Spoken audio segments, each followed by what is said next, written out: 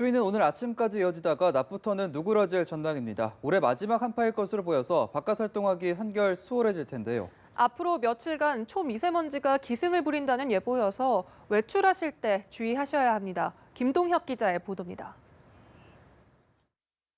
매서운 한파를 가장 먼저 맞는 새벽 시장. 상인들은 모닥불을 피워놓고 얼어붙은 몸을 잠시 녹입니다. 출근길에 털모자를 푹 눌러쓰고 목도리도 둘러보지만 버스를 기다리는 시간은 평소보다 더 길게 느껴집니다. 서울은 열흘 만에 다시 영하 10도를 밑돌았습니다. 지난 26일 경기와 강원, 충북과 경북에 내려진 한파주의보는 아직 유지되고 있습니다. 예상되는 아침 수온주는 철원 영하 12도, 파주 영하 11도로 출근길 추위가 여전하겠습니다. 중부 내륙을 중심으로 영하 10도 내외의 기온 분포를 보이며 춥겠고 낮부터 상대적으로 따뜻한 서풍이 유입되면서 평년 기온을 회복하겠습니다. 낮이 되면 한파특보가 모두 해제되겠고 주 후반에는 서울의 낮 기온이 영상 5도까지 올라 연말까지 큰 추위는 없겠습니다. 날이 풀리면서 바깥 생활하기에는 수월할 텐데 지난 성탄절 연휴 때처럼 오염물질이 또 말썽을 부릴 전망입니다. 중국발 스모그가 유입되고 그간 쌓였던 먼지까지 더해져 미세먼지 농도가 날이 갈수록 짙어집니다. 오후에 수도권을 시작으로 금요일에는 전국 대부분에서 공기가 탁하겠습니다. 주말까지도 말썽을 부릴 전망이라 환경부는 홈페이지를 통해 미세먼지 농도를 확인해달라고 당부합니다. 특히 건강에 해로운 초미세먼지가 많은 만큼 외출할 때 황사용 마스크를 당분간 착용하는 것이 좋습니다. 연합뉴스TV 김동혁입니다. 위안부 합의 검토 TF가 5개월간의 활동을 마치고 결과 보고서를 발표했습니다. 보고서에 따르면 2년 전 합의 내용 가운데 논란이었던 불가역적이라는 표현은 우리 측이 먼저 사용했던 것으로 드러났습니다. 이봉석 기자의 보도입니다.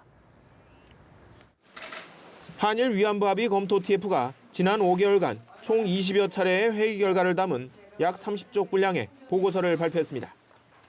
보고서에는 비공개 자료를 포함해 2015년 12월 위안부 합의 이전 한일 간 협상 내용이 담겼습니다. TF 위원들께서도 외교 협상 내용의 공개가 외교적인 차원에서 가져올 부담에 대해서도 깊이 고민하였고 대단히 신중하게 검토가 이루어진 것으로 알고 있습니다. 특히 그동안 논란이 됐던 합의문의 불가역적이라는 표현은 2015년 1월 제6차 국장급 협의에서 우리 측이 먼저 사용했던 것으로 나타났습니다.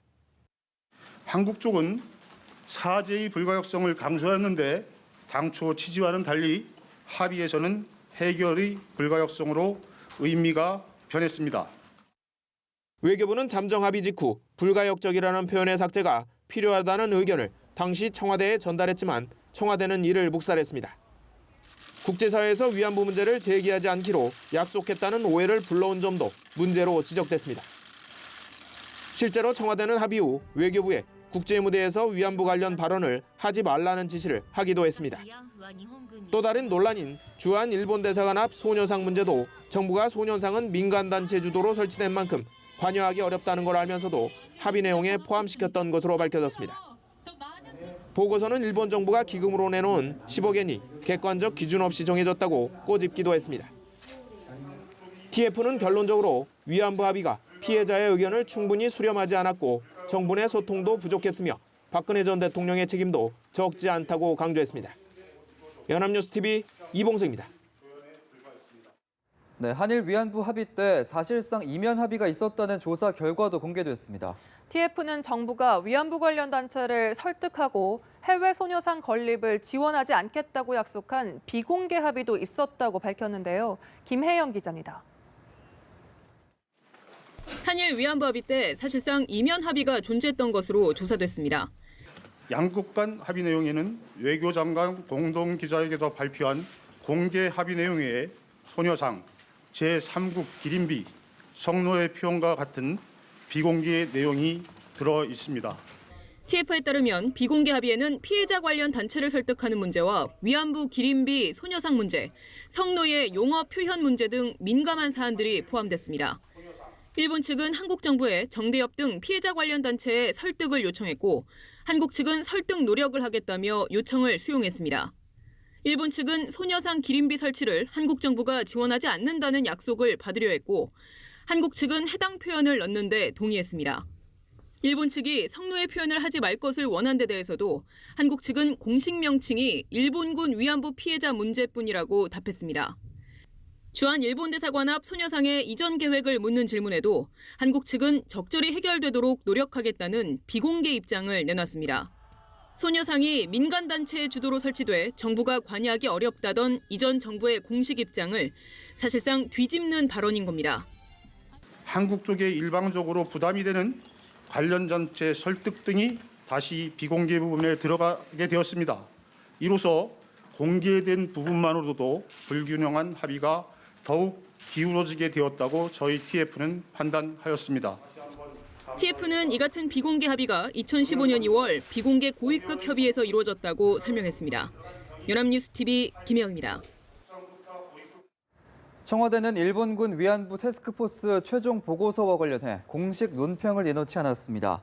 다만 청와대 핵심 관계자는 기자들로부터 질의응답을 받는 형식을 빌려 비공식적으로 TF 발표를 진지하고 겸허하게 받아들인다고 말했습니다.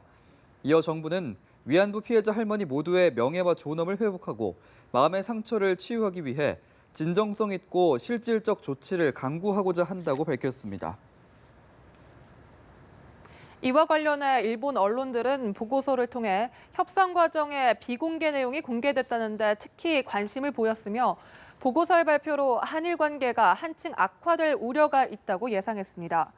공영방송 NHK는 발표 내용을 자세히 전하며 한국 정부가 보고서를 토대로 앞으로의 방침을 신중하게 내놓을 것이라고 전했습니다. 교도통신은 만약 한국이 합의를 파기한다면 한일 관계의 긴장은 피할 수 없을 것이라고 예측했습니다. 법원이 국가정보원 특수활동비를 빼돌린 혐의를 받는 조윤선 전 청와대 정무수석의 구속영장을 기각했습니다. 법원은 아직은 범죄 혐의를 확신할 수 없다고 밝혔고 검찰은 법원의 판단에 강하게 반발했습니다. 보도국 연결합니다. 이재동 기자. 네, 국가정보원으로부터 특수활동비 뇌물을 수수한 혐의 등을 받는 조윤선 전 청와대 정무수석의 구속영장이 기각됐습니다. 사건을 심리한 서울중앙지법 오민석 영장전담 부장판사는 수수된 금품의 뇌물성 등 범죄 혐의에 대해 다툼의 여지가 있다고 설명했습니다. 또 수사 및 별건 재판의 진행 경과 등에 비춰 도망 및 증거인멸의 염려가 있다고 보기도 어렵다고 덧붙였습니다. 서울구치소에서 대기하던 조 전 수석은 이 같은 법원의 결정 직후 집으로 돌아갔습니다. 법원의 결정에 검찰은 강하게 반발하고 있습니다. 검찰은 이미 구속된 공범자들과의 형평성에 어긋나고 조 전 수석도 이미 범죄 혐의를 인정한 데다 증거인멸의 우려도 높다며 법원의 구속영장 기각 사유를 조목조목 반박했습니다. 검찰은 법원의 영장 기각 취지를 면밀히 검토한 뒤 구속영장 재청구 여부 등을 결정할 예정입니다.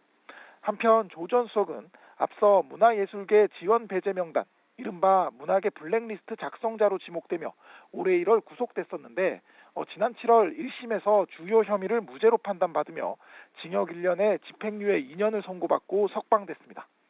그러나 이후 박근혜 정부 청와대 정무수석 시절 5천만 원의 국정원 특활비를 상납받은 혐의와 전국경제인연합 등의 압력을 넣어 보수단체들의 수십억 원을 지원하게 한 혐의 등이 드러나 검찰 수사를 받고 있습니다. 지금까지 보도국에서 전해드렸습니다.